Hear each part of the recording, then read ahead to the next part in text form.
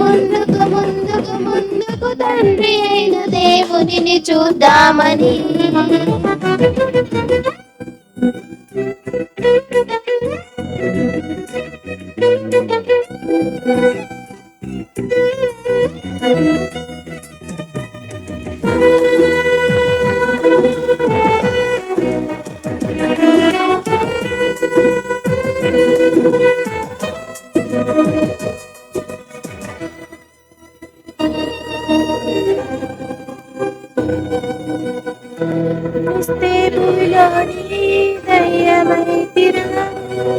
మనిషి చనిపోయిన తన ఆత్మను భూమి మీద ఉంచడు.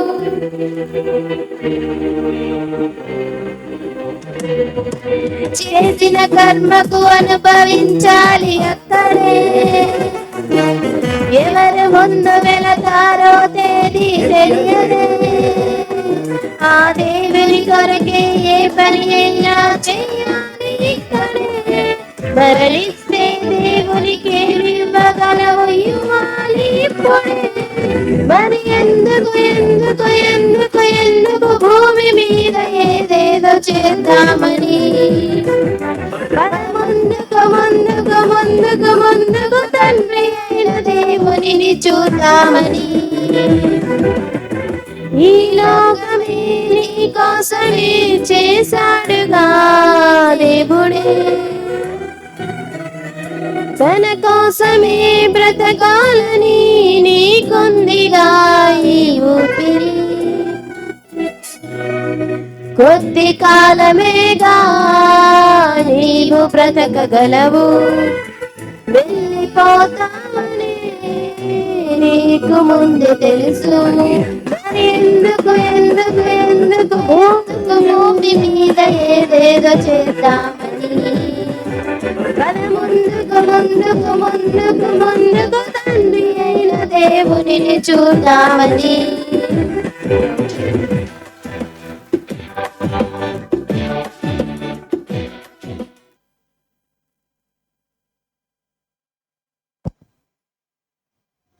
మంచిది. చక్కటి పాట పాడి దేవుని నామాన్ని మహిమపరిచినటువంటి స్త్రీల సమాజం వారికి ప్రభు నామములో వందనాలు. మరి సమయంలో మరి దేవుని యొక్క వాక్యాన్ని విందాం. మన మధ్యలో ఉన్నటువంటి దైవజనులు, పెద్దలు, ముఖ్య వాక్యోపదేశకులు అమలాపురం నరేష్ గారికి ఈ సమయాన్ని అప్పగిస్తూ ఉన్నాం. ఒకసారి చప్పట్లు కొట్టి అందరం దైవజనులను ఆహ్వానించుకుందాం.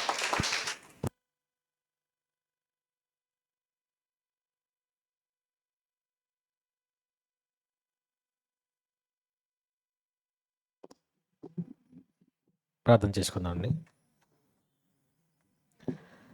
ప్రేమ కలిగిన మా ప్రియ పరలోకమందున మా తండ్రి, గడిచిన కాలమంతా మమ్మల్ని క్షేమంగా కాపాడి మరలా ఈ లేఖనాల పరిశోధన తరగతిలో మీ అమూల్యమైన మాటలు నేర్చుకునే గొప్ప భాగ్యాన్ని మాకు దయచేసినందుకు మీ పరిశుద్ధ పాదాలు కృతజ్ఞతాస్తులు చెల్లిస్తూ చేరువచ్చిన మీ పిల్లలందరినీ జ్ఞాపం చేసుకుని మా అందరి జీవితాలకు అవసరమైన మంచి మాటలు మాకు నేర్పించమని వేడుకుంటూ యేసుక్రీస్తు వారి పేరటి ప్రార్థన వేడుచున్నామా పరమ తండ్రి, ఆమేన్.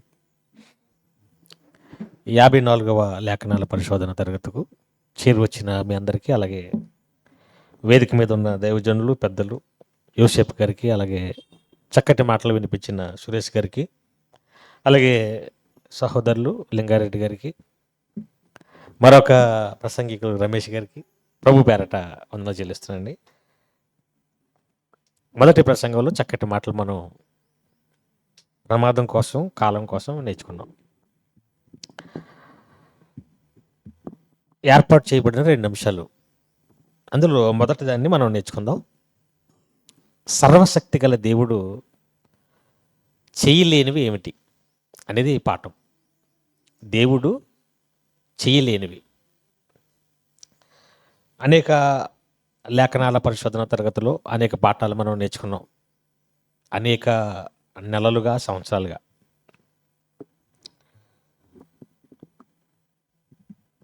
ఈ టైటిల్ కొంచెం విచిత్రంగా ఉంటుంది. దేవుడు చేయలేనివి ఏంటి అసలు? దేవుడు చేయలేనివి కూడా ఉంటాయా? అందులోకి ఈ టైటిల్లోనే విభిన్నమైన 2 పదాలు ఉన్నాయి. సర్వశక్తి గల దేవుడు చేయలేనివి, సర్వశక్తి గల అంటే ఏంటి అర్థం? ఏదైనా ఇంకా ఆయనకి అసాధ్యమైనది లేదని. సర్వశక్తి అంటే ఏదైనా చేయగల శక్తి. సర్వశక్తి గల దేవుడు అని చెప్పి మరలా ఏమన్నాం? చేయలేనివి. జాగ్రత్తగా ఆలోచిద్దాం. బైబిల్ అందుకే పరిశోధన, పరిశీలన, ప్రతిదాన్ని ముఖ్యంగా దేవుడి కోసం క్షుణ్ణంగా పరిశీలించాలి. ఈ మధ్యకాలంలో ఒక పాట బాగా ట్రెండ్ అయింది. ఏ సంఘానికి వెళ్ళినా, ఏ మీటింగ్కి వెళ్ళినా అదే పాడుతున్నారు. ఏమైనా చేయగలవు, కథ మొత్తం మార్చగలవు. అందులో మనం చూడండి, ఏమైనా చేయగలవు, ఎవరి కథ అయినా అంటే ఎవరి జీవితాన్ని అయినా మార్చేయగలవు. ఎక్కువ మంది పాడుతున్నారు ఇది. ఇప్పుడు ఆ పాట తప్పా రైటా అని ఆలోచించే కంటే దేవుడు ఏదైనా చేయగలడా అనేది ముందు తెలుసుకుందాం. బైబిల్లో కొన్ని రెఫరెన్స్లు చూద్దాం. చూడండి, ఆదికాండము 18వ అధ్యాయం 14వ వచనం. ఆదికాండము 18వ అధ్యాయం 14వ వచనం.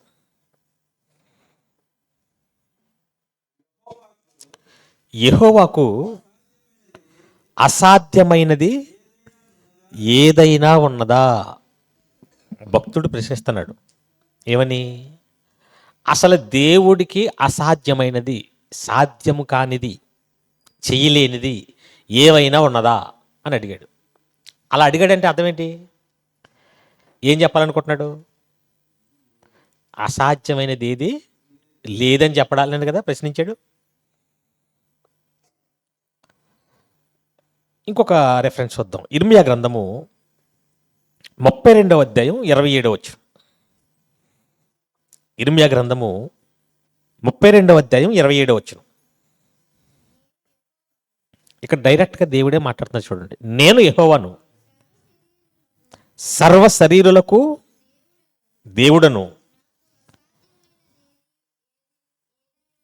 నాకు అసాధ్యమైన ఏదైనాను ఉన్నదా? ఇందాక భక్తుడు అంటున్నాడు, యెహోవాకు అసాధ్యమైనది ఏదైనా ఉన్నదా అని అడిగాడు. ఇప్పుడు దేవుడు ఏమంటున్నాడు? నాకు అసాధ్యమైనది ఏవైనా ఉన్నదా అంటే అర్థం ఏంటండి? నాలో పాపం ఉన్నదా అన్నాడు యేసుక్రీస్తు వారు. అంటే అర్థం ఏంటి? లేదని చెప్పడానికి చెప్తున్నాడు అది. అంతే కదండి. ఇప్పుడు దేవుడు నాలో నాకు అసాధ్యమైనది ఏదైనా ఉన్నదా అన్నాడంటే అర్థం ఏంటి? ఏమీ లేదు, అన్నీ సాధ్యమే. ఇప్పుడు మరొక భక్తుడి ద్వారా ఏమి రాయించాడు చూద్దాం. అదే ఇర్మియా గ్రంథం 32వ అధ్యాయంలోనే 17వ వచనం. ఇర్మియా గ్రంథము 32వ అధ్యాయం 17వ వచనం. అది ఇర్మియా మూసారా ఏంటి? యెహోవా, ప్రభువా, సైన్యములకు అధిపతియగు యెహోవా అను పేరు వహించువాడా, సూర్యుడా, మహాదేవా, నీ అధిక బలము చేతను, చాచిన బాహువు చేతను భూమి ఆకాశములను సృజించితివి, నీకు అసాధ్యమైనది ఏది లేదు అనేసారు ఇక్కడ. అంటే టోటల్గా మనకి ఏమర్థమైందండి? దేవుడికి అసాధ్యమైనది ఏది అంటే ఆయన చేయలేనిది ఏది లేదు. అంతే కదా. ఇప్పుడు యేసుక్రీస్తు వారి మాటల్లో కూడా చూద్దాం. మత్తయి సువార్త 19వ అధ్యాయం 26వ వచనం. మత్తయి సువార్త 19వ అధ్యాయం 26వ వచనం.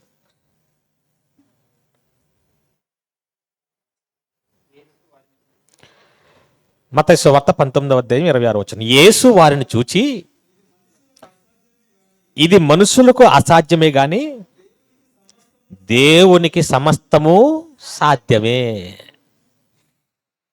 ఇప్పటి వరకు విన్న రెఫరెన్స్లను బట్టి, చూసిన రెఫరెన్స్లను బట్టి మనకు ఒక విషయం క్లారిటీ వచ్చింది. ఏమని? నా వంక చూడండి, ఏమని క్లారిటీ వచ్చింది? ఇలా మాట్లాడలేదండి. దేవుడికి అసాధ్యమైనది ఏది లేదు, ఆయనకి అన్నీ సాధ్యమే. ఏమైనా చేయగలడు. చేయగలడా? ఈ రెఫరెన్స్లు అన్నీ చూసి ఆ పాట కట్టారు. అందుకే బైబిలు కొంత ఇచ్చట పాట ఇంకా పరిపూర్ణం అవ్వలేదు. అది అక్కడతో ఆపేశారనుకోండి పాట, అది అపరిపూర్ణం. ఇప్పుడు పరిపూర్ణం అని చెప్తాను నేను. మన టైటిల్ ఏంటి? టైటిల్ సర్వశక్తి గల దేవుడు చేయలేనివి ఏంటని చెప్పాడు. అంటే చేయలేనివి కూడా ఉన్నాయనగా టైటిల్ పెట్టాం. ఇప్పుడు వరకు దేవుడికి అసాధ్యమైనది ఏది లేదన్నాం. ఆయన ఏదైనా చేయగలడు, కానీ చేయలేనివి ఉన్నాయి. అదేంటి? చేయగలడేంటి, మళ్ళీ చేయలేనివేంటి? సంబంధం లేనట్టు ఉంది కదండి. అందుకే బైబిల్లో ఒక ప్రసంగం చెప్పినా, ఒక పాట రాసినా, బైబిల్కి సంబంధించిన ఏది రాసినా సగం సగం తెలుసుకుని మాట్లాడకూడదు, పూర్తిగా తెలుసుకోవాలి. ఈ మధ్య చాలామంది పాటలు రాయటం మొదలుపెట్టారు. అందులోకి ఎక్కువ రాసేస్తున్నారు, అవును కదండి. ఎవరు పడితే వాళ్ళు రాసేస్తున్నారు. రాయటం తప్పు కాదు. ఆ పాట ఎలా ఉండాలి? వాక్యానుసారంగా ఉండాలి, అంతే కదండి. యోసేపు గారు ఎన్నో పాటలు రాశారు. ప్రతి పాట వాక్యానుసారంగానే ఉంటుంది. ఈ పాట తప్పు పట్టడానికి అవకాశం లేదు. నేను అన్ని పాటలు చూశాను కదా, అన్ని పాటలు విన్నాను. మా సైడ్ కూడా పాటలు చాలా పాడుకుంటుంటారు. అందులో మొదట రాసిన పాట బాగా నటించేవారు ఎక్కువ మంది. నేను చాలా మీటింగ్లకు వెళ్తున్నప్పుడు పాడుతున్నారు. కొంతమంది రాశారు పాటలు చాలా, అన్నీ తప్పులే, కానీ ఎక్కువ అవి పాడతారు. విచిత్రం. వాక్యానుసారమైనవేమో తక్కువ పాడతారు, తప్పుడు పాటలు. పోనీ ఆ పాట ఏమన్నా సమాజానికి ఉపయోగపడుతుందా అంటే, మొన్న ఓ పాట పాడాడు, ఎత్తుకో యేసయ్య, నన్ను ఎత్తుకో డాడీ గారం. ఇప్పుడు ఆ పాట వల్ల ఏమొచ్చింది మనకి? ఎత్తుకో, నన్ను ఎత్తుకో యేసయ్య. ఎత్తుకోవటం ఏంటి అసలు? మామూలుగా ఎవరిని ఎత్తుకోవాలి? పాపం చిన్నపిల్లలు పైకి మెట్లు ఎక్కలేక ఏడుస్తున్నాను అనుకోండి, నడిచిరారా అందంటే ఎక్కలేక పాపం నన్ను ఎత్తుకో మమ్మీ అంటది, అవునా? ఆయన ఎత్తుకొచ్చాడు అంటే అర్థం. రమేష్ గారు ఎత్తుకోడాడి అంటాడు అనుకోండి, ఏమంటాడు ఆయన? ఈ నేను ఇంక ఎత్తుకుంటా తీసుకురావాలా అంటారనరా? ఇప్పుడు పోనీ ఈ పాట పిల్లలు పాడితే బాగుంటుంది. సండే స్కూల్ పిల్లలు ఎత్తుకో యేసయ్య అని పాడితే ఎవరు పాడుతున్నారు అనుకుంటున్నారు? ఎంతెంత లావుని పాస్టర్లో ఆడు పాడుతున్నాడు, ఎత్తుకో యేసయ్య, ఎత్తుకో డాడీ. యేసు డాడీయా? డాడీ డాడీ డాడీ డాడీ యేసు డాడీ అని కట్టాడు ఒకడు. మా సైడే రాజమండ్రి. అంటే ఏంటి అసలు ఆ పాటకు అర్థం ఉందండి? ఎందుకో నన్ను ఎంతగా ప్రేమించితివి, హల్లెలూయా యేసయ్య, హల్లెలూయా. చచ్చి తెల్లబడతా అనుకుంటున్నారు. ఇది ఇందాక మీరు కొయర్స్ అంతా నిలబడినట్టు కళ్ళు మూసేసుకుని తెల్లబట్టలు వేసుకుని హల్లెలూయా యేసయ్య. సరే బాగానే ఉంది, బాగానే పాడుతున్నారు. హల్లెలూయా యేసు అంటే అర్థం, యేసయ్య అంటే అర్థం ఏంటి? హల్లెలూయా అంటే అర్థం ఏంటండి? దేవుని స్తుతించుడి, అంతేనా? యేసయ్య అంటే యేసయ్య, దేవుని స్తుతించు యేసయ్య, దేవుని స్తుతించు యేసయ్య. దేవుని ఎవరు స్తుతించాలి? ఆయన స్తుతించి వెళ్ళిపోయాడు. దేవుడు యేసుక్రీస్తు వారి భూమి మీద ఉండగా స్తుతించేసి ఇప్పుడు స్తుతించాల్సింది ఎవరు? ఇప్పుడు మనం ఎవరికి చెప్తున్నాం? మేము స్తుతించం యేసయ్యా, నువ్వే స్తుతించుకో యేసయ్యా, స్తుతించుకో యేసయ్య. అంతేకాదు దాని అర్థం అదేనా కదా? నేను తప్పు చెప్పానా? ప్రకటన గ్రంథం 19వ అధ్యాయంలో ఏముంది? హల్లెలూయా అనే పదానికి, గ్రీకు పదానికి అర్థం ఏంటి? చూడండి ఒకసారి. ప్రకటన గ్రంథము 19వ అధ్యాయం 3వ వచనం, మొదటి వచనం. అటు తర్వాత బహు జనుల శబ్దం వంటి గొప్ప స్వరము పరలోకమందు ఇలాగ చెప్పగా వింటిని, ప్రభువుని స్తుతించండి. అక్కడ రెండం కేసి కిందే ఉంది, మూల భాషలో అంటే గ్రీకు భాషలో హల్లెలూయా. హల్లెలూయా అనేది ఏ భాష? తెలుగు కాదు, అది గ్రీకు భాష. దీనికి తెలుగు అర్థం ఏంటి? ప్రభువుని స్తుతించండి, స్తుతించుడి, స్తుతించండి అని. ఇంగ్లీష్లో ఏంటి? Praise the Lord. Praise the Lord అన్నా, హల్లెలూయా అన్నా, ప్రభువుని స్తుతించండి అన్నా ఒకటే. ఇప్పుడు యేసుతో ఏం చెప్తున్నారు? ప్రభువుని స్తుతించేసయ్యా, ప్రభువుని స్తుతించేసే. విచిత్రం కదండి ఇది. అంటే అర్థాలు తెలియకుండా రాస్తే ఎలా ఉంటాయి పాటలు? పాటగా బాగుంటాయి, కానీ అర్థం ఆలోచిస్తే అర్థపర్థం ఉండదు అందులో. ఇంకొంతమంది అయితే డైరెక్ట్ ఒక ఆవిడ మంచి ట్రెండింగ్ అయిపోయింది. స్టైలు మారింది, విన్నారా? నడక మారింది.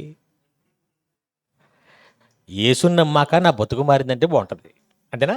నా జీవితం మారింది, నా మాట తీరు మారిందంటే బాగుంది. ఇది స్టైల్ మారటం ఏంటి? నడక మారటం ఏంటి? నేను యేసులోనికి రాకముందు అలాగే నడిచాను, ఇప్పుడు అలా నడుచుకుంటూ వచ్చాను. అందులోకి వచ్చినప్పుడు పూలు వేసారు, పూలు వేసిన నేను మార్చేసిన, అటు ఇటు నరకేసి అడుగులేసి కొంచెం సిగ్గుతో నడిచాను, అదేనా? అడుగు జాడలు, అంతేనా? మన బ్రతుకు మారిందని అర్థం. అది కట్టినా నువ్వు ఆ పదాలు వాడకూడదు అక్కడ. దాన్ని ఏం చేసేసి సమాజం, నువ్వు మంచి అర్థంతోనే కట్టి ఉండొచ్చు, కానీ అపార్థమైంది అది. అందుకే మనకు మాత్రమే నచ్చితే సరిపోదు, సమాజానికి ఒక నన్ను వాడుకో యేసయ్యని పట్టింది ఒక ఆవిడ. వాడిపోకముందే వాడుకో, డబల్ మీనింగ్లు చేసేది దానికి. ఇక గొడవ లేదనుకోని మొన్న క్రిస్మస్కి ఒక వీడియో వచ్చింది. మామూలు పాటలు అయిపోయి ఇంకా ఆరేసుకోబోయి పారేసుకున్నావనే సాంగ్ అని చూసారా? దాన్ని క్రిస్మస్ సాంగ్లో మలిసింది ఈవిడ. అంటే అది అట్టుకొచ్చింది పెట్టింది. ఆకాశ దీపాన ఏదో కట్టింది, అది గుర్తులేదు నాకు. ఇంకేమీ దొరకనట్టు ఇంకా ఆడైతే ఒకడు ఉన్నాడు, ఓ అంటావా ప్రభువా, దీన్ని అందులోకి లేకపోయాడు, ఇంకా పుష్పాల్లోకి లేకపోయాడు. సరే, దేవుణ్ణి మహింపరచాల్సిన పాటలో దేవుని ఏం చేస్తున్నాయి? అవమానపరుస్తున్నాయి, అంతేనా కదండి? ఇంకా అందులోకి డీజేలు పెట్టేశారు ఇప్పుడు. క్రిస్మస్ అది సినిమా పాట తెలియట్లేదు, తార వెలసింది అని బో బో బో బాక్సులు దడదల్లాడిపోతున్నాయి, స్టేజ్లు ఇరిగిపోతున్నాయి. అదే ఈయన కట్టారు మొదటి పాట ఏంటది? నటించే ఓనరుడు అని వేసి అనుకోండి, డ్యాన్స్ చేస్తారు దానికి.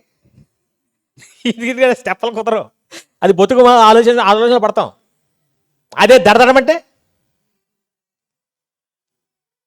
అది సినిమా ప్రపంచానికి అలవాటు అయిపోయి వీళ్ళు కూడా ఎంజాయ్ చేయడానికి దేవుని పాటల్ని పరిశుద్ధంగా, ఆత్మీయంగా, సమాజాన్ని మేల్కొల్పేగా ఉండవలసిన పాటలను ఎలా మార్చేశారు? అవమానపరిచేలాగా. ఇలా చెప్పుకుంటూ పోతే ఎన్ని పాటలు ఉన్నాయండి? ఎన్నో పాటలు, అసలు అర్థం పర్థం లేని పాటలు. అందుకే ఏ పాట పాడుతున్నామో చూసి పాడాలి. ఏది పడితే అది మనం మంచి బాగుంది, లిరిక్స్ బాగున్నాయి, మంచి ఇది సంగీతం భలే కుదిరింది, మంచి సింగర్ పాడాడని పాడేయకూడదు. ఆ పాట వాక్యానుసారమా కాదా? దీనివల్ల ఎదుటోడికి బోధ జరుగుతుందా, జరగట్లేదా? ఆలోచించలేదా? అలాంటిది ఈ పాట కూడానండి. ఏమైనా చేయగలవు కథ మొత్తం అని కట్టావు, కానీ అది ఇంకా పూర్తవలేదు. దేవుడు ఏదైనా చేయగలడని ఉంది బైబిల్లో చూసిన ఇప్పటివరకు, కానీ దేవుడు చేయలేనివి కూడా ఉన్నాయి. ఉన్నాయంటారా, ఉండబట్టారా? అవి కొన్ని వరుసగా చూద్దాం. చూడండి, యోబు గ్రంథం 34వ అధ్యాయం 10వ వచనం. యోబు గ్రంథము 34వ అధ్యాయం 10వ వచనం. విజ్ఞానము గల మనుషులారా, నా మాట ఆలకించండి. దేవుడు అన్యాయము చేయుట అసంభవం. దేవుడు ఏం చేయడు? అన్యాయము చెయ్యడు, చెయ్యలేడు. పాటలు ఏముంది? ఏమైనా అంటే ఇప్పుడు అన్యాయం చేయగలడా అని ప్రశ్నించాడు అనుకోండి ఎవడైనా, ఏం చెప్పాలి ఇప్పుడు? మీరు చెప్పట్లేదండి. అమ్మ, అన్యాయం చేయగలడా దేవుడు? అందుకే నా కూతురిలో జీవితం నాశనం అయిపోయింది, ఎవరికో ఇచ్చి పెళ్లి చేసాం, ఆడు అర్ధార్థంగా చచ్చిపోయాడు. నా కూతురికి ఏం చేశాడు దేవుడు? అన్యాయం చేసేసాడు. అందరికీ జాబ్ వచ్చిందమన్నా, నా కొడుకు మాత్రం అందరూ పాస్ అయిపోయారు, నా కొడుకు మాత్రం అంటే నా కూతురికి ఏం జరిగింది? ఎవరు చేశారు? చేస్తాడు అన్యాయం. మరి ఏమైనా చేయగలడన్నావు, సెట్ అయిందా? ఎగిరిపోయింది. చూసారా? దొరికిపోకూడదు. అదే మరి, ఏదైనా చేయగలడు కరెక్టే, కానీ కొన్ని చేయడు. చేయగలిగే అవకాశం ఉంది. అన్యాయం చేయగలడా, చేయలేడా? చేయగలడు, ఆయన ఎవరు అడుగుతారు? దేవుడు అన్యాయం చేసావని అడగగలిగే ఉన్నాడు ఎవడైనా? ఆయన చేయగలిగే అవకాశం అయినా ఉన్నా ఏం చేయడైనా చేయడది. ఏదైనా చేయగలిగే అవకాశం ఉంది, కానీ ఏం చేయడైనా అన్నీ చేయడు. అందులో ఒకటేంటి? అన్యాయం చేయడు. వచ్చింది ఒకటి, ఇప్పుడు ఇంకోటి చూద్దాం. అదే వచ్చిన చదవండి, కంటిన్యూ చేయండి. సర్వశక్తుడు, మన టైటిల్ వచ్చిందా? సర్వశక్తి గల దేవుడు, చెయ్యలేనివి, దుష్కార్యము చేయుట అసంభవం, జరగని పని. ఏం చేయడైనా? దుష్కార్యం అంటే చెడ్డ కార్యం, చెడ్డ పని చేయడైనా, తప్పుడు పనులు చేయడు. చేయగలిగే అవకాశం ఉందా లేదా? ఉంది. ఆయన ఎవరు అడుగుతారు? ఆయన ఏదైనా చేయగలడు. ఏదైనా చేయగలిగిన దేవుడు అన్నీ చెయ్యడు. రెండు చూసాం. ఒకటి, అన్యాయం చేయడు. రెండు, దుష్కార్యం చేయడు. మూడో చూద్దాం, చూడండి. సమూయేలు మొదటి గ్రంథం 15వ అధ్యాయం 29వ వచనం. సమూయేలు మొదటి గ్రంథం 15వ అధ్యాయం 29వ వచనం. మరియు ఇశ్రాయేలీలకు ఆధారమైన వాడు దేవుడు, నరుడు కాదు. ఆయన అబద్ధమాడడు. దేవుడు ఏం చేయడండి? ఏమైనా చేయగలడన్నా? మరి అబద్ధం ఆడగలరా? అసలు ఆడతాడా? అబద్ధం ఆడాల్సిన పని ఆయనకేముంది? అబద్ధాన్ని పుట్టించింది ఎవరు? అబద్ధమునకు జనకుడాడు, అంతేనా? వాడికి అవసరం. ఎందుకంటే ఉన్నాయి లేనట్టుగా, లేని ఉన్నట్టుగా చెప్పాలి, మోసం చేయాలి. దేవుడికి అబద్ధం ఆడాల్సిన అవకాశం ఏముంది? ఎన్ని చూసాం? అసలు దేవుడు ఏవైనా చేయలేని ఉన్నాయా అనిపించింది ఫస్ట్లో. ఇప్పుడు చూస్తుంటే సంఖ్య పెరుగుతుంది. చూడండి. ఒకటి, అన్యాయం చేయడు. రెండు, దుష్కార్యం చేయడు. మూడు, అబద్ధం ఆడడు. కట్టుని చేయండి దాన్ని. పశ్చాత్తాపడడు. పశ్చాత్తాపం ఎప్పుడు పడతాం మనం? తప్పు చేసేసి, పాపం చేసేసి, తర్వాత మరలా అనవసరంగా చేశాను, ఎందుకు చేశాను పడతామా? దేవుడు ఏం చేయడు? దేవుడు కూడా పశ్చాత్తాపడతాడు కొన్ని విషయంలో. ఆ పశ్చాత్తాపం వేరు. పాపం చేసి పశ్చాత్తాపడటం వేరు. తప్పుడు చేసేసి, చేయకూడని పనులు చేసేసి అప్పుడు బాధపడటం వేరేది. దేవుడు అలాంటి పనులు, అసలు తప్పుడు పనులే చేయనప్పుడు ఇంక పశ్చాత్తాపం ఎందుకు పడాలైనా? అంతే కదండి. తప్పు చేసినట్టు కదా పశ్చాత్తాపడాలి. 4, అన్యాయం చేయడు, దుష్కార్యం చేయడు, అబద్ధమాడడు, పశ్చాత్తాప పడడు. 5 చూద్దాం, చూడండి. దినవృత్తాంతంలో 2వ గ్రంథం 19వ అధ్యాయం 7వ వచనం. దినవృత్తాంతంలో 2వ గ్రంథము 19వ అధ్యాయం 7వ వచనం. తన ఏలుబడి యందు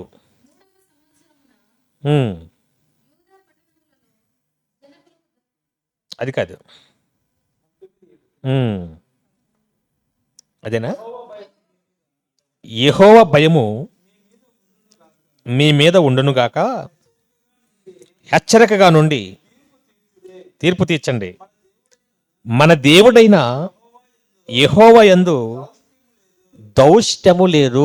దౌష్ట్యం అంటే చెడ్డతనం లేదు. దుష్టత్వము, దౌష్ట్యము విన్నాం కదా ఈ పదాలు. అంటే దేవుడు చెడ్డ పనులు చెయ్యడు, చెయ్యలేడు. తర్వాత చదవండి, దాన్ని కంటిన్యూ చేయండి. అంటే ఇక్కడికి 5 అయ్యాయి. దేవుడు చేయలేదు మనం లెక్కెట్టుకుంటే. ఇప్పుడు 6 చూస్తున్నాం. ఆయన పక్షపాతం చూపడు. దేవుడు చేయలేదు దాంట్లో మరొకటి ఏంటండి? ఒకరినొకలాగా ఆయన నమ్మే వాళ్ళని ఒకలాగా, నమ్మని వాళ్ళని ఒకలాగా చూడ. ఆయనకి అందరూ సమానమే, అందరూ ఆయన పిల్లలే, అంతే కదండి. విదేశీ వాడు, స్వదేశీ వాడు ఏమంటాయా? కొన్ని వచ్చేసాయి. అబ్బాయి ఇది ఆళ్ళల్లో, మీరు అక్కడికి పోండి, ఇది మాది. ఇది దేవుడైతే పక్షపాతం అనేది దైవ లక్షణాలు. ఇవన్నీ ఇవి ఉంటేనే దేవుడు అవుతాడు, అంతే కదండి. ఒకరినొకలాగా చూశాడంటే దేవుడు ఎలా అవుతాడు? 6 చూసాం మనం. పక్షపాతము చూపడు. తర్వాత లంచము పుచ్చుకునివాడు దేవుడు ఏం తీసుకోడంట? లంచం ఎవరు పుచ్చుకుంటారు? తప్పుడు పని చేయాలనుకునేవాడు, అంతే కదా. అక్రమంగా సంపాదించుకునే వాళ్ళు లంచం వేస్తాడు. లేదా ఎవడో కొన్ని ముంచేయాలనుకున్నవాడు. దేవుడికి ఈ పనులు ఎందుకు అవసరం? మనుషులకి అయితే ఇవన్నీ అవసరం, అంతే కదండి. మనం ఎందులో ఎందులో ఇరుక్కుంటాం కాబట్టి అవసరం. దేవుడికి ఎందుకు అవసరం అసలు? దేవుడు ఎవరికి లంచం ఇవ్వాలి అసలు? లంచం ఇవ్వడం, లంచం పుచ్చుకోవడం అయినా అంతేనా? ఎవరికిచ్చి ఆయన పనులు చేయించుకోవాలి, లంచం ఇవ్వడానికి ఎవరి దగ్గర తీసుకోవాలి? ఇది తెలియక మనోళ్ళు ఏం చేస్తుంటారు? దేవుడికి లంచం వేస్తుంటారు. మొన్నే అజ్ఞాత భక్తుడు 6 కోట్లు వేసాడు హుండీలో. ఎన్ని కోట్లు? 6 కోట్లు అంటే వేసుకునే కోట్లు కాదు, నగదు అక్షరాల 6 కోట్లు. ఎవడేశాడంటే పేరు లేదు. 6 కోట్లు వేసి పేరు ఎందుకు చేయలేదండి? మన 60 రూపాయలు ఇస్తే 60 సార్లు చెప్పించుకుంటాం, అవునా? ఆడు 6 కోట్లు ఇచ్చి పేరు వేసుకోలేదు ఇందులో. అజ్ఞాత భక్తులు అన్నారు. అందుకే అంటే గొప్పోడని కాదు, ఇంతకే 6 కోట్లు దేవుడికి వేసాడంటే ఎంత ఉంటే వేస్తాడు? మనం 1,00,000 రూపాయలు వేసామనుకోండి చందా, ఎప్పుడైనా వేస్తారండి? జరగలేదు అంతే కదా. నీకు 1,00,000 రూపాయలు వేసావంటే ఎంత ఉంటే వేస్తావు? వారు 100 రూపాయలు వేసామండి చందా, ఎంత ఉంటే వేస్తాం? ఆ 100 ఉంటే వేస్తామా? మన దగ్గర మొత్తానికి 100 ఉందనుకోండి, ఎంత వేస్తాం? మొత్తం ఊరంతా తిరిగి చిల్లర మార్చుకొని 10 వేస్తాం, అంతేనా? 90 ఉంచుకొని 100 వేస్తారా? పేద పెద్దవాళ్ళలాగా ఏరు. ఇప్పుడు 6 కోట్లు వేసాడంటే ఎంత ఉంటే వేస్తాడు? 100 కోట్లు ఉండాలి, అవునా? ఎలా వచ్చి ఉంటుంది? అక్రమంగా సంపాదించేసాడు, ఏదో కుంభకోణం చేసాడు, ఎవరినో మోసం చేసేసాడు. కానీ మనసులో భయం పీకుతుంది. ఏమని? ఆన్లైన్టే దాచేసాం కానీ, ఆన్లైన్టే ముసుకేసేసాం కానీ, బాబు భగవంతుడు అని ఒకటి ఉన్నాడు, ముంచేస్తాడు అని వాళ్ళ నమ్మకం వాళ్ళకి ఉంటుంది కదా. ఇప్పుడు ఏం చేయాలంటే, ఈ డబ్బుతో సుఖంగా సంతోషంగా ఆరోగ్యంగా ఉండి ఏ గుండెపోటు వచ్చి చచ్చిపోకుండా ఉండాలంటే ఇప్పుడు దేవుడికి ఏమి ఇచ్చేది? నేను చేసిన తప్పుడు పనికి కళ్ళు మూసుకో ప్రభా అని చేసాడంతే. మళ్ళీ పేరు చెప్పండి అనుకోండి, సిబిఐ వాళ్ళు వస్తారు మళ్ళా. ఎవరు? ఇది ఉంటుంది కదా లెక్కలో. ఈ 6 కోట్లు వేసాడంటే ఇది ఎంత? ఇన్కమ్ ట్యాక్స్ వాళ్ళు దిగిపోతారు, మళ్ళీ రైజింగ్ సరిపోద్ది. ఈ తలపోట్లండి ఎందుకని రహస్యంగా వేసేసాడు అనమాట. ఇప్పుడు మంచోడే చెడ్డోడాడు? 6 కోట్లు కాదు 60 కోట్లు వేసినాడు చెడ్డోడే, అంతే కదండి. దేవుడికి లంచం ఇచ్చేస్తున్నాడు. అది ఇంతకని చెప్పాల్సింది. నువ్వు లంచం ఇస్తే ఆ లంచానికి పడిపోయి మోసపోయేవాడే దేవుడు. దేవుడు ఎవరి దగ్గర లంచాలు తీసుకోవడండి అవసరం లేదు ఆయనకి. ఎన్ని చూసాం? 7 పాయింట్లు చూసాం దేవుడు చేయలేనివి.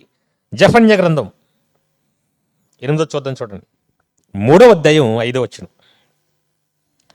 జెఫన్యా గ్రంథము 3వ అధ్యాయం 5వ వచనం. అయితే న్యాయము తీర్చు యెహోవా దాని మధ్య ఉన్నాడు, ఆయన అక్రమము చేయవాడు. దేవుడు ఏం చేయడండి? అక్రమం చేయడు. అందుకే ఆయన పేరేంటి? పరిశుద్ధుడు, పాపము చేయనివాడు, అంతే కదండి. యెహోవా పరిశుద్ధుడు, యేసుక్రీస్తు పరిశుద్ధుడు. వాళ్ళు పాపాలు చేయరు, అక్రమాలు చేయరు. అలాగే పరిశుద్ధాత్మ, ఆయన పేరే పరిశుద్ధాత్మ. అంటే అర్థం ఏంటి? అక్రమాలు, దారుణాలు, పాపాల వాళ్ళలో ఉండవు. అందుకే వాళ్ళు దేవుళ్ళు, అంతే కదండి. దేవుడు చేయలేని లక్షణాలు ఇవన్నీ. వరుసగా చెప్పండి. ఎందుకు మళ్ళీ అడుగుతుంది అనుకుంటున్నారు? ఇప్పుడు మన దగ్గరకు వస్తాం, ఇట్లా నెట్టుకునే అన్యాయం చేయడు, దుష్కార్యం చేయడు, అబద్ధం ఆడడు, తప్పులు చేసి పశ్చాత్తాపడడు, చెడ్డతనాలు ఉండవు ఆయనలో, పక్షపాతం చూపించడు, లంచం పుచ్చుకోడు, అక్రమాలు చేయడు. 8 చూసాం. ఇవన్నీ చేయగలిగే అవకాశం ఉందా లేదా ఆయనకి? అమ్మ ఉందా లేదా? ఉంది. కానీ ఇప్పుడు పాత ఏదైనా చేయగలడు, సగం ఇది, కానీ కొన్ని చేయడు. అది పూర్తవుతుంది అప్పుడు. అర్థమైంది పాట? ఇప్పుడు ఏదైనా చేయగలడు కానీ కొన్ని చేయలేడు. పాట ఎంతవరకు వచ్చింది?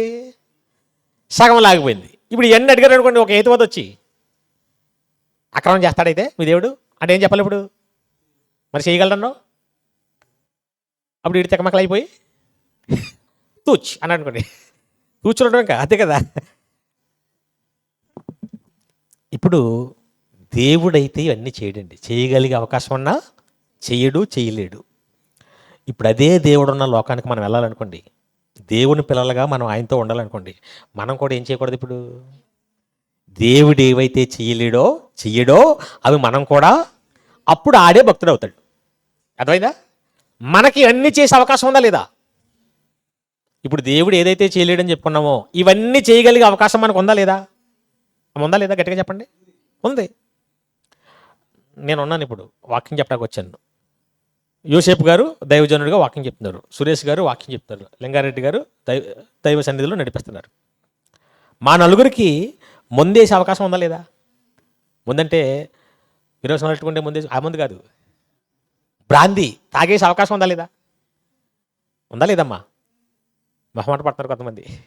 ఉంది, మా దగ్గర డబ్బులు ఉన్నాయి, వెళ్ళి ఇప్పుడు మీరందరూ భోజనం చేయండి అని మేము రౌండ్ వేసాను కొన్ని కారేసుకుని సిట్టింగ్ వేసేసి తలకో ఓ క్వార్టర్ వేసేసి, క్వార్టర్ ఏముంటాయి బాస, శుభ్రంగా వచ్చి ఇప్పుడు చెప్పండి డబ్బా అని అనుకోండి. మీరు ఏమైనా చేయగలరా? మా డబ్బు తాగేమంటామా? అలాగే చంపేసే అవకాశం ఉందా లేదా? మేము అది చేయొచ్చు, కత్తి ఎరగలు పొడి చేయడం, అంతే కదా. మనిషికి కూడా అన్నీ చేయగలిగేలాగే వచ్చేసాడు, ఏదైనా స్వతంత్రం ఇచ్చేసాడు. రోబోలా చేయలేదు మనల్ని, ఇది మాత్రమే చెయ్యి, ఇది మాత్రం చేయకనలేదు, స్వతంత్రం ఇచ్చేసాడు. ఇప్పుడు ఏది చెయ్యాలి, ఏది చేయకూడదు ఎవరిని ఎంచుకోవాలి? అంతే కదండి. మనం కూడా ఏమైనా చేయగలం, దేవుడే కాదు, మనం కూడా ఏమైనా చేయగలం, కానీ అన్నీ చేయకూడదు. అదే భక్తి అంటే, అదే దైవ లక్షణం అంటే. లంచం పుచ్చుకునే అవకాశం ఉందా? ఇచ్చే అవకాశం ఉందా? దేవుడైతే చేయడు. దొంగతనం చేసే అవకాశం ఉందా? ఉంది. ఉన్నా ఏం చేయకూడదు. అది భక్తి, అది దైవం. యేసుక్రీస్తుగా అన్నీ ఉన్నాయి, అన్ని పనులు చేసే అవకాశం మనలాంటి శరీరమే కదండి, మనలాంటి కోరికలు అన్నీ ఉన్నాయి, కానీ అన్నీ చేశాడైనా. అదే నేర్చుకోవాలి ఇప్పుడు. ఏదైనా దేవుడు చేయగలడు, కానీ అన్నీ చేయడు. మనిషి కూడా ఏదైనా చేయగలిగేలాగే ఆయనలాగే మనల్ని కూడా స్వతంత్రంతో పుట్టించాడు, కానీ అన్నీ చేయకూడదు. అర్థమైందండి? కానీ మనం ఏం చేస్తున్నాం? ఆయన అన్నీ చేయగలిగే అవకాశం ఉన్నా చేయలేదు. మనం ఏది వదలకుండా అవకాశం కల్పించుకుని మరి, అంతే కదండి. అది తేడా. అందుకే మనం తేడాగలం అనమాట, అదేనా? అదే మనం అంత తేడా సింగ్ అంటారు చూసారా? తేడా అంటే పాపం వాళ్ళు కాదు, మనం తేడాని ఎవరిని అంటాం? ఆడ మగ కాకుండా పుట్టారు చూసారా? వాళ్ళ కాదండి పాపం, వాళ్ళ తేడా ఉంది. తేడా ఎవరెంతకి? చేయకూడని పనులు చేస్తాం చూసారా? మనం తేడా. అందుకే మనం ఎక్కడ ఉండిపోతున్నాం, ఆయనేమో, అంతే కదండి. మనం అక్కడికి వెళ్ళాలంటే ఆయనకి ఏదైతే నచ్చదో, అందుకే పౌలు గారు అంటారు, అన్నీ చేయగలిగే స్వతంత్రం ఉన్నా అన్నీ చేయదగినవి కావు అంటాడు. స్వతంత్రం ఉంది, ఏదైనా చేయవచ్చు పౌలు గారు కూడా, కానీ కొన్ని చేయకూడదు. ఇది కరెక్ట్ కాదు. మనం చచ్చిపోయే అవకాశం మన చేతిలో ఉందా లేదా? ఉందమ్మా లేదా? ఉంది. శుభ్రంగా అక్కడికి వెళ్ళి కిటికీలో దూకేసి అనుకోండి, కిందకి పోయి చచ్చిపోతాను, అంతేనా? పెద్ద కష్టమా? మీరు పోనీ అనుకుంటారా? పోనీ పోనట్టుకుని వెళ్తాను అలాగా, అంతే కదా. ఈయన చచ్చిపోతాడని అనుకుంటారు మీరు, వాకింగ్ చెప్పడానికి వచ్చాడు, ఈయన చచ్చిపోతాడు అనుకుంటారు మీరు. దడేళ్ళ మంది దూకేసి అనుకోండి, అద్దం బద్దలు కొట్టుకుని కింద పగిలి చచ్చిపోతాను, ఇసుక దోదా పడినట్టు. అలా పడిపోతున్నారు లేదా? తైనికి తలకాయ పెట్టేసి ఊరేసేసుకుని పురుగుల ముందు తాగేసి చచ్చిపోయే ఛాన్స్ కూడా నీకు ఇచ్చాడు, కానీ ఏం చేయకూడదు? కష్టం వచ్చినా, ఇబ్బంది అయినా, ఏదేమైనా ఆ దేవుడు సెలవిచ్చే వరకు నువ్వు ఉండాలి. అది భక్తి, అది జీవిత పరమార్థం, అది బ్రతుకంటే. బతకలేక నువ్వు చచ్చిపోతే ఏదైనా చచ్చిపోవచ్చు, అంతే కదా. అది పెద్ద విషయమా? దేవుడు ఎలాగైతే స్వతంత్రుడో, అన్నీ చేయగలిగే అవకాశం ఉన్నా కొన్ని చేయకూడదని చెయ్యడో, అలాగే మనిషికి కూడా పుట్టించాడు. ఆదాము అవ్వకే పుట్టించాడా? ఆ పండు తినొద్దు అన్నట్టు. తినే అవకాశం, తినకూడని అవకాశం ఎవరికి ఉంది? ఇప్పుడు వాళ్ళిద్దరి మధ్య ఉంది. కానీ ఏం చేశారు వాళ్ళు? చేయగలిగే అవకాశం ఉన్న పండు తెంపుతాడు వెళ్ళిన ఆపేశాడు దేవుడు. ఆపగలడు? ఆపలేడా? కానీ ఆపలేదు. ఎందుకు ఆపలేదు? స్వతంత్రం ఇచ్చాడు. ఇప్పుడు వరకు 8 నేర్చుకున్నాం కదా దేవుడు చేయలేనివి. ఇంకోటి ఉందండి, అంటే చాలా ఉన్నాయి, ముఖ్యమైనది ఒకటి ఉంది. ఏంటనుకుంటున్నారు? దేవుడు ఎవరిని బలవంతంగా మార్చడం. పాటలో 2వ భాగం అదే కదా, కథ మొత్తం ఏం చేసేస్తాడంట? మార్చేయగలడంట. ఏంటి కథ మొత్తం మార్చేస్తాడా? కథ అంటే ఏంటి? మన మన జీవితాన్ని మొత్తం ఎవరు మార్చేస్తాడంట? దేవుడు మార్చేస్తాడండి. ఎవరి కదా దేవుడు ఒకవేళ దాని మీద నిలబడ్డావు అనుకో, ఓ తాగుబోతు వచ్చి సాక్ష్యం చెప్తాడు, నేను భయంకరంగా తాగేసి నా భార్యను కొట్టేసేవాడిని, అప్పులు చేసేసేవాడిని, ఎవరు పడితే వాళ్ళ జోలికి వెళ్ళిపోయి ఇద్దరు ముగ్గురు చంపేశాను కూడా, అలాంటి నన్ను ఆ దేవుడు మార్చుకున్నాడు ఇప్పుడు అని అనుకోండి. ఎవరు మార్చుకున్నాడంట? ఎవరిని? తాగుబోతు. ఇప్పుడు ఈ సాక్ష్యం ఇంకో తాగుబోతు అంటున్నాడు. ఏమని? ఇది నాకంటే భయంకరమైన తాగుబోతంట, దేవుడు మార్చేసుకున్నాడంట. ఇప్పుడు నేను కూడా ఏం చేయాలి? ఇప్పుడు నన్ను కూడా మార్చుకుంటాడు. అంటే ఒక లిస్ట్ వేసుకున్నట్టున్నాడు, ఆ బయట వచ్చేసింది ముందు, ఆ తర్వాత ఎప్పుడోకప్పుడు. కాబట్టి ఈ లోపల ఫుల్గా తాగేద్దాం. వీడు తాగుతూ తాగుతూ ఏమనుకుంటాడు? ఆయన మార్చినోడు నన్ను మార్చరా? ఇదే కదండి లాజిక్. ఇప్పుడు ఈయన దేవుడు మారుస్తాడా, ఈడు మారాలా? ఎవరిని దేవుడు ఎవరిని మార్చాడండి, మారమని చెప్తాడంతే. ఒకవేళ మార్చగలిగిన దేవుడు ఎలాగెందుకు రాస్తాడో పేతురు రాసిన 2వ పత్రిక చూడండి ఒకసారి, 3వ అధ్యాయం 9వ వచనం. పేతురు గారు రాసిన 2వ పత్రిక 3వ అధ్యాయం 9వ వచనం. మనందరికీ తెలిసిన మాట ఇది. యేసుక్రీస్తు వారి రెండవ రాకడ ఎందుకు జరగట్లేదు అని కొందరు ఆలస్యం అయిపోతుందని ఎంచుకున్నట్లు, ప్రభు తన వాగ్దానం, నేను మరలా వస్తానని ఇచ్చిన వాగ్దానం గురించి ఆలస్యం చేయాలనుకోవట్లేదు ఆయన. మరి ఎందుకు ఆలస్యం చేస్తున్నాడంటే, ఎవడును నశింపవలదని హెచ్చయింపక భూమి మీద పుట్టిన అందరూ మారు మనసు పొందాలని కోరుచు మీ ఎడల దీర్ఘం శాంతం గలవాడే. దేవుడు కోరిక ఏంటండి? ఇప్పుడు అందరూ మారాలని. పాపం యేసుని ఇంకా పంపట్లేదంట. ఎందుకంటే అందరూ మారాలని కోరుకుంది. మళ్ళీ ఎందుకు ఇది తతంగం అంతా?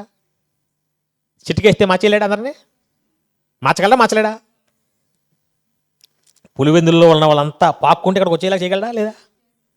మనం వద్దన్న మెట్లకి వచ్చేస్తారు వాళ్ళు, అంతేనా? అప్పుడు కొన్ని పాత సినిమాలు చూపిస్తుంటాడు, దెయ్యాలు వచ్చేస్తుంటే అలాగా ఇంట్లోకి దొల్లుకుంటూ పాక్కుంటూ ఆ గోడలు కూడా ఎక్కుంటూ వచ్చేస్తుంటారు. అలాగే పులివెందులందరూ లేకపోతే ఇక్కడ పడగలడా? లేడా? కానీ ఎవరిని అలాగా చేయడం. ఎవరి కథ మార్చడైనా మారమని చెప్తాడంతే. మారటం మారకపోవటం ఎవరి చేతిలో ఉంది ఇప్పుడు?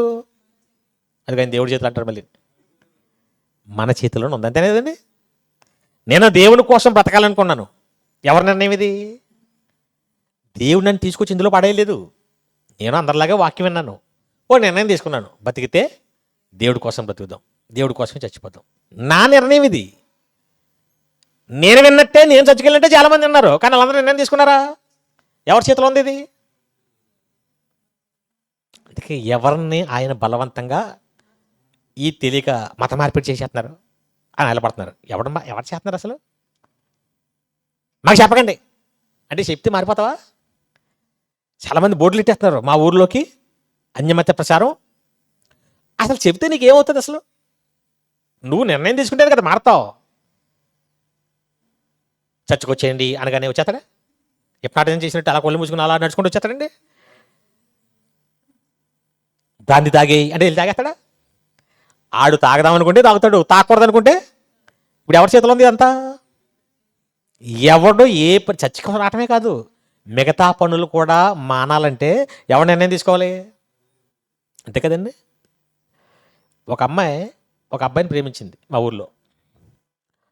ఆడిపోని ఎవడంటే ఆ ఊర్లో అందరికంటే దరిద్రుడు, అందరికంటే చెడ్డ లక్షణాలన్నీ, అన్ని తప్పుడు అలవాట్లన్నీ ఎవరికున్నాయంటే అందరూ డొంగు చూపిస్తారు అలాగా, అంబేద్కర్ లాగా, ఈడే ఈడే ఈడే అని. ఆయన ప్రేమించింది ఈవిడ. ఈ చిత్రం చూడండి.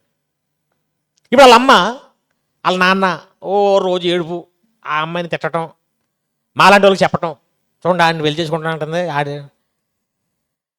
ఇదిలాగా మార్చండి చెప్తే ఆల్రెడీ కొడుతున్నారు, తిడుతున్నారు, మారుతుందా? మనం కొట్టినా తిట్టినా ఏం చేసినా మారదండి. ఆడు మార్చేసాడు అంటుంది. వీళ్ళందరూ ఏమంటున్నారు? ఏదో ముందెట్టేసి మార్చేసుకున్నాడు ఆడి మాట అంటుంది. ముందెడితే మారిపోతారా? ముందెడితే మారిపోతే దెయ్యం అందరికీ పెట్టేదండి వాడికి, అంతే కదండి. ప్రపంచంలో అందరికీ ఏం చేద్దినది?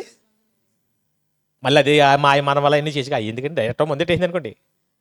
కొన్ని దేవుడు ఎట్టేస్తాడు ముందు. మందులు సందులు గొంతులు ఏమీ లేవండి.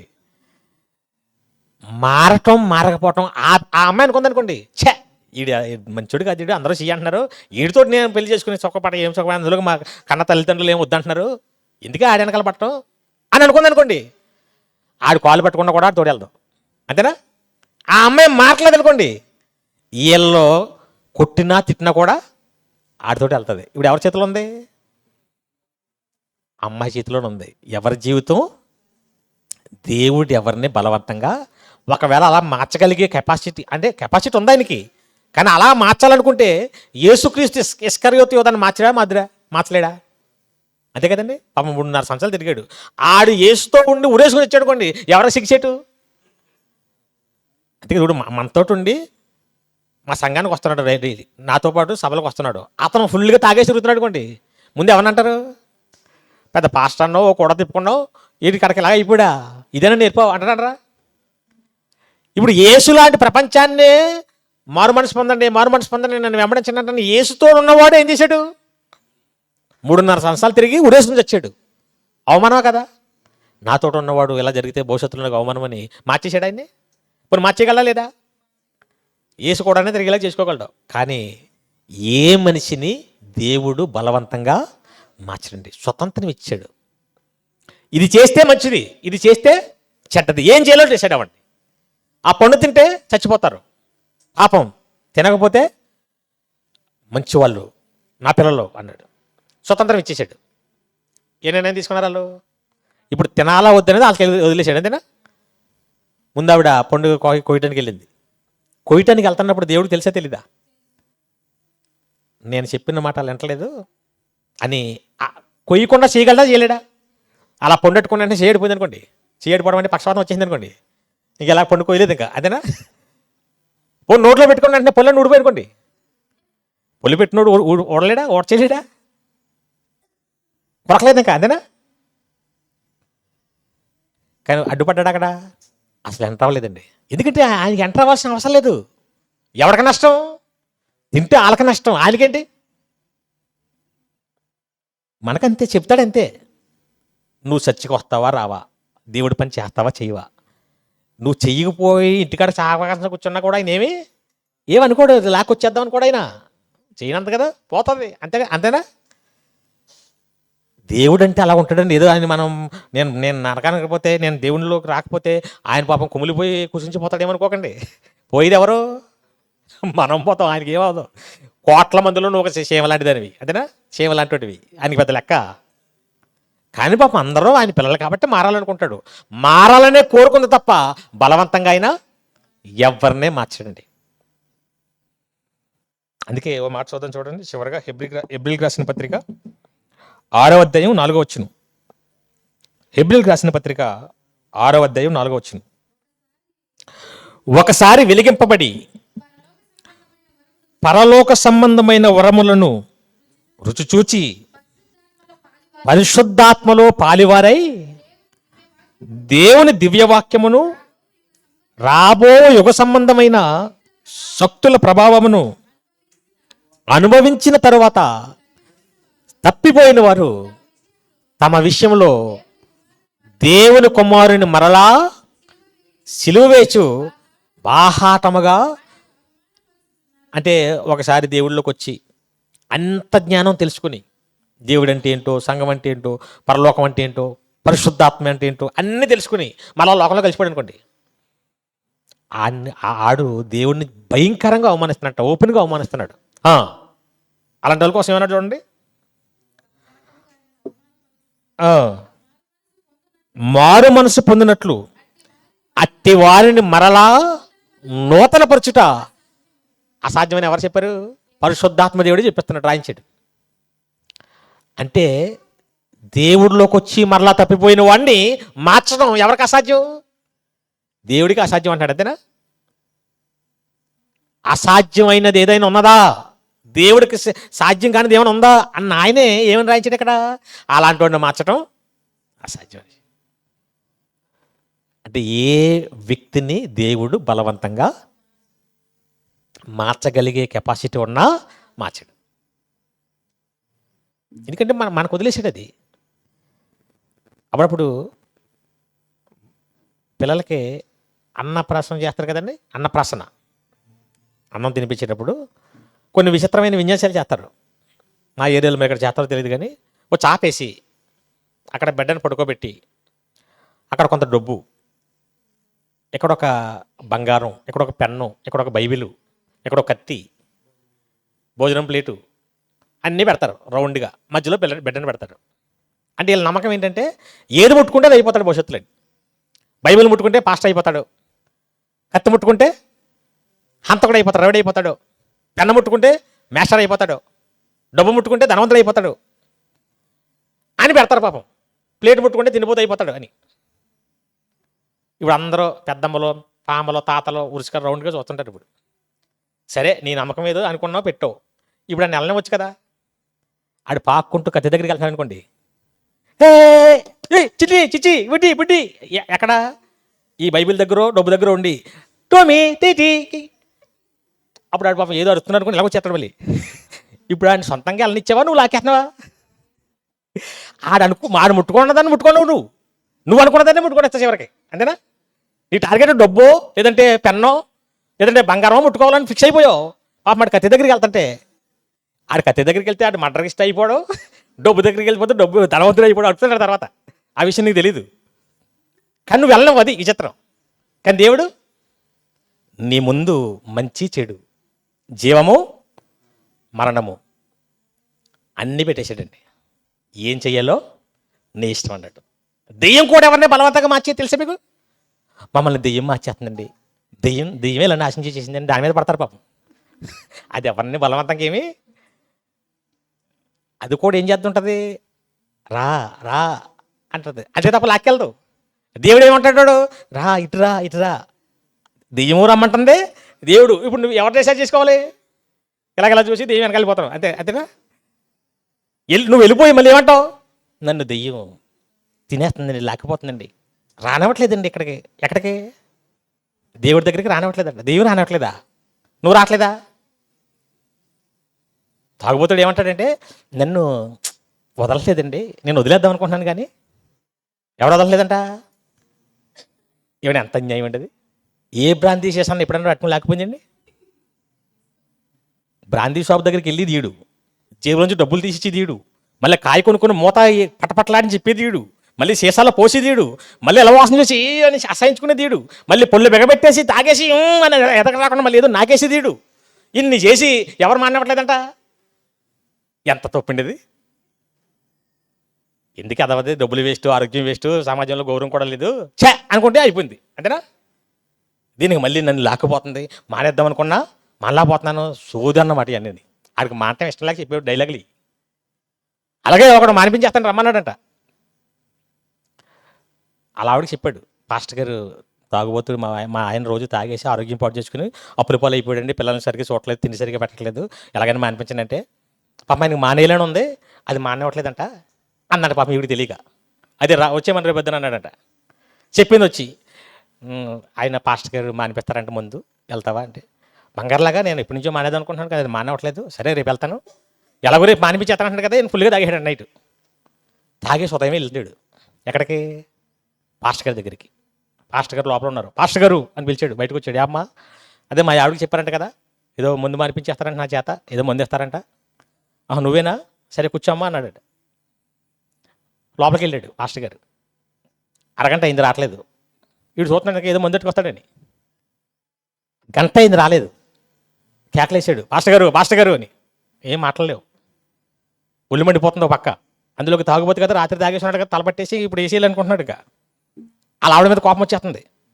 ఈడేంటి ముందిస్తాడని చెప్పి లోపలికి వెళ్ళి రావట్లేదు, వీడి దగ్గర పంపించింది అని తిట్టేసుకుంటున్నాడు. ఇంకా లాస్ట్లో గట్టిగా అరిచేసి వెళ్ళిపోదాం, పాస్టర్ గారు ముందు వస్తారా లేదా, ఏమని ఆడలేదు. ఇంక వెళ్ళిపోదాం అనుకుని చిరాకు వచ్చి, అసలు లోపలికి వెళ్ళి ఏం చేస్తున్నాడు ఈయన అని లోపలికి వెళ్ళి చూశాడంట. ఈయన ఒక యాప్ సెట్ నెట్టుకుని ఎలా ఉన్నాడట. పాస్టర్ గారు ముందే వేస్తానని చెప్పి ఇక్కడ నెట్టుకుని వస్తున్నాడు ఏంటంటే, నేను ముందట్టుకొద్దామని ఉన్నాను, ఈ చెట్టు నన్ను వదలలేదు అన్నాడట. ఏ చెట్టు? ఆ వేప చెట్టు. ఈడి పెద్ద నవ్వి ఇలా రౌండ్ చూసి, చెట్టుని మీరెట్టుకుని మిమ్మల్ని వదలలేదు అంటాడు. ఈ తెంగర వల్ల ఉన్నాడు, ఈ మళ్ళీ నాకు ముందు ఎత్తాడంట. పాస్టర్ గారు ఇలాగ నన్ను చాలు, ఈడి పెద్ద టీచర్ అయిపోయాడు, జస్ట్ ఇలాగ నన్ను చేతులు వచ్చేద్ది అన్నాడట. ఇలాగ అన్నాడట. ఊరే నిజమేరా వదిలేసింది. మీరు భలే పాస్టల్ అవుతుంది కానీ మీరు అట్టుకున్నాను వదలలేదు అంటారేంటి? మరి అవును కదరా, ముందు నువ్వు వదలలేదా, అది నిన్ను వదలలేదా? ఇప్పుడు ఇప్పుడు పడిందిడికి, అంతే కదా, పెద్ద షాట పడింది. నువ్వు మందు షాప్కి వెళ్తావా, నువ్వు కాయ కొనుక్కుంటావా, మళ్ళీ దాన్ని నన్ను వదలలేదంటావా? బుద్ధి జ్ఞానం లేదా అసలు అంటాడట. తలదించుకుని వెళ్ళిపోయి ఇంటికి ఏడుకుంటూ. దెయ్యం ఎవరినే బలవంతంగా మనం లేకపోదండి. నువ్వు బూతులు మాట్లాడకూడదు అనుకుంటే నీ చేతిలోనే ఉంది. నేను మాట్లాడకూడదు అనుకుంటున్నాను కానీ అదో మాట్లాడించేస్తుందండి. ఎవరో అది మాట్లాడించేస్తుందా నోర్లు ఎలా పైకి లాగి. దేవుడైనా దెయ్యమైనా మన చేత బలవంతంగా ఏమీ. కాబట్టి ఎవరి కథ దేవుడు, ఎవరి కథ ఎవరు మార్చుకోవాలి? ఇప్పుడు మన కథ మనమే మార్చుకోవాలి. మనం బాగుపడాలంటే మన చేతిలో ఉంది. మనం నాశనం అయిపోవాలంటే దేవుడు సహాయం చేస్తాడు. ఇది ఇలాంటి మాటలు చెప్పించి, ఇలాంటి కార్యక్రమాలు జరిగించి, ఎవరొకరు చేత ఇదిగో చెప్పేస్తాడు తప్ప నిన్ను బలవంతంగా లాక్కిపోడు. బలవంతంగా లాక్కిపోయిన ఉంటుందా? పాపం దూతలు వచ్చి లోతు భార్యని ఇక్కడ ఉంటే చచ్చిపోతారని బలవంతంగా లాక్కెళ్ళిపోయారు. లాక్కెళ్ళిపోయి వెనక తిరగొద్దన్నారు. మనిషి అంటే వెళ్ళింది కానీ మనిషి ఎక్కడ ఉంది? ఆ తగలబడిపోతున్న ఇంట్ల మీద ఉంది. మరి ఏం దాచుకుందో అంతే చూసేసిందంటే ఇలాగా. అంటే లాక్కొచ్చినా కానీ ఉందా? మనిషిని బలవంతంగా ఏం చేయలేవండి. బలవంతంగా పెళ్లి చేశారనుకోండి, కాపురం చేద్దా, తాళంటే కట్టించుకుంటుంది బలవంతంగా. వాళ్ళ అమ్మ నాన్న పురుగుల ముందు అట్టుకుని చూస్తారు ఇలాగా, నువ్వు తాళి కట్టించుకోవేవో తాగేస్తామని. పాపం ఏళ్ళు చచ్చిపోవటం ఎందుకని కట్టించేసుకుంటుంది. కాపురం చేయించగలరా? అలాగే బలవంతంగా చచ్చికి తీసుకొచ్చారనుకోండి వింటాడా? పోనీ ఎవరు బాధ పల్లెకి వచ్చారనుకోండి, ఇప్పుడు మీరు అందరూ నవ్వుతున్నారు, ఎలా ఉంటారు అనుకుంటున్నారు? బలవంతంగా వచ్చేది ఏమి ఎక్కదు, ఇంకా లోపలికి ఏమి వెళ్దాం, బయటికి ఏమి రాదు, ఇంకా అలాగా ఒక విగ్రహంలాగా. ఎవరనే బలవంతంగా మార్చలేడు. కాబట్టి దేవుడు ఏమైనా చేయగలడు కానీ అన్నీ చేయడు. దేవుడు ఎవరి కథైనా మార్చగలడు కానీ ఎవరి కథ ఆయన బలవంతంగా ఎవరి కథ వాళ్ళే.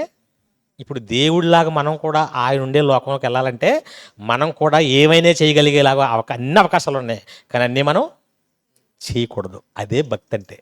ఏది చెయ్యాలి ఏది చేయకూడదో ఇదిగో బైబిల్ గ్రంథం ద్వారా మనం నేర్చుకుంటున్నాం. ఆదివారం ఇలాంటి కార్యక్రమాల ద్వారా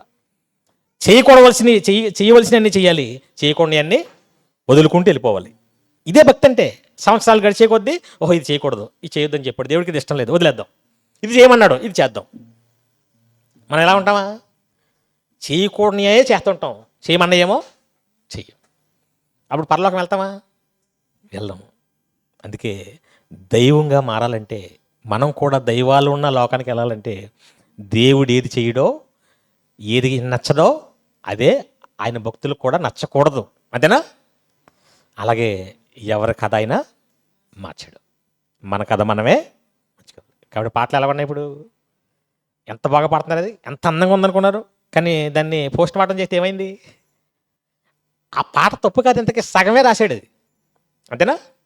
ఏమైనా చేయగలడు అనేది రైటే, కథ మొత్తం మార్చగలడు అనేది రైటే, కానీ మార్చడు అది చెప్పాలి. ఏమైనా చేయగలడు కానీ అన్నీ చేయడు, అది పుల్లు పూర్తి అయినట్టు. పూర్తిగా చెప్పాడా? కాబట్టి జ్ఞానంగా ప్రతి విషయాన్ని ఆలోచించాలి, పరిశీలించాలి, దేవుడికి నచ్చినట్టుగా ప్రతి విషయంలోనూ మనం ముందుకు సాగాలి. మిగిలిన పాఠాన్ని మధ్యాహ్నం నేర్చుకుందాం. కళ్ళు మూసుకొని ప్రార్థన చేసుకుందాం. ప్రేమ కలిగిన మా తండ్రి, దయగల మా దేవా, ఈ లేఖనాల పరిశోధన తరగతిలో ఇంతవరకు మీ మాటలు విన్నాం.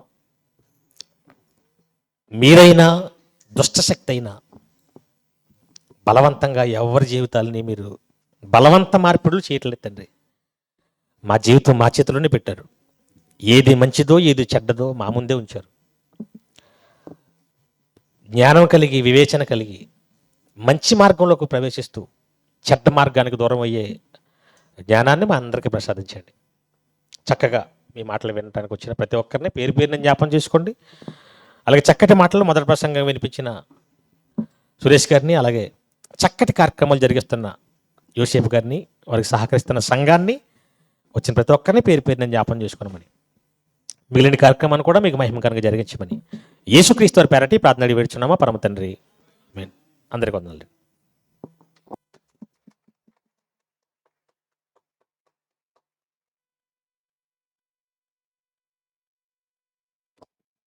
మంచిది. ప్రేమన దేవుని వర్లారా, మరి ఈరోజు కొన్ని కొత్త సంగతులను విన్నాము, నేర్చుకున్నాం. ఎప్పుడు వినని రీతిగా బైబిల్లో నుంచి కొత్త విషయాలను తెలుసుకున్నాం. వాక్యంలో నుంచి మరొకసారి మార్చుకోవలసింది మన బ్రతుకని, దేవునికి ఇష్టానుసారమైన బ్రతుకు మనలో ఉండాలని, దాన్ని కలిగి మనం జీవిస్తేనే మనం ఆయన ఉండే లోకానికి వెళతామని వాక్యంలో నుంచి జ్ఞాపకం చేసినటువంటి దైవజనులు నరేష్ గారికి మరి ప్రభునామంలో సంఘం తరపున ప్రత్యేకమైన వందనాలు తెలియజేస్తూ ఉన్నాం. మీ యొక్క ఆనందాన్ని వ్యక్తపరచవలసిందిగా కోరుచున్నాం. మరి భోజనం టైం అయింది కనుక ప్రతి ఒక్కరూ కూడా భోంచేసుకొని మరలా పైకి వచ్చినట్లయితే రెండవ పాఠాన్ని భోజనం తరువాత విందాం. ఈ సమయంలో భోజన విరామం కనుక ప్రతి ఒక్కరు కూడా కిందికి వెళ్ళి భోంచేసుకొని రండి. మెట్ల మీద స్లోగా వెళ్ళండి. ఈరోజు ఏమో మరి చాలామంది రాలేదు. పండగ వాతావరణమా? పండగ వాతావరణమే. ఇదంతా నిండిపోయేవాళ్ళు, ధరణీయుళ్ళు రాలేదు, విజయన్నోళ్ళు రాలేదు, దేవకుమారులు రాలేదు, ఇంకా చాలా కుటుంబాలు రాలా. ప్రేమణ దేవుని వర్లారా, మంచిది, త్వరగా వెళ్ళి భోంచేసుకొని రండి.